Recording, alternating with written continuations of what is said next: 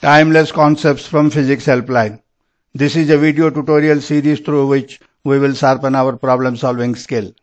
First, we will analyze the problem on hand to find the related concepts. Then using these, we will develop a method which will produce the solution. This will help the students aspiring to get into IIT to understand the much needed advanced theories and applications in physics. In this video tutorial, we will discuss a problem on the upthrust acting on bodies inside fluids. The question is as follows. A wooden ball of relative density 0.8 is released from the bottom of a tank which is filled with a liquid of relative density 1.2 up to a height of 6 meters.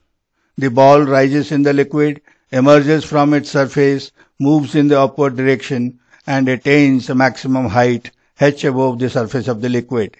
Neglecting the viscous effects, find the value of h. The choices are 1.5 meters, 2 meters, 3 meters and 4.5 meters.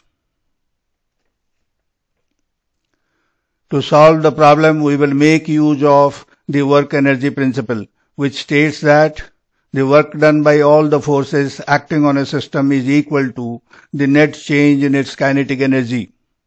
This problem can also be solved by using the equations of kinematics, but the work energy method is more general and direct and less time consuming. Now, let us understand the motion of the ball from A to C. During its motion from A to B inside the liquid, two forces act on it. The weight of the body mg is equal to v rho g, where v and rho are its volume and density respectively, and upthrust v sigma g, where sigma is the density of the liquid.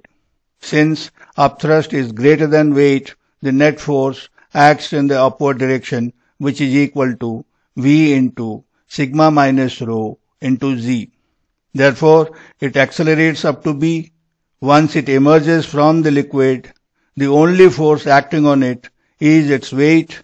Hence, it is retarded from B to C and finally stops at C. Let us define AB is equal to H1 and BC is equal to H2. It is given that H1 is equal to 6 meters and H2 is equal to H.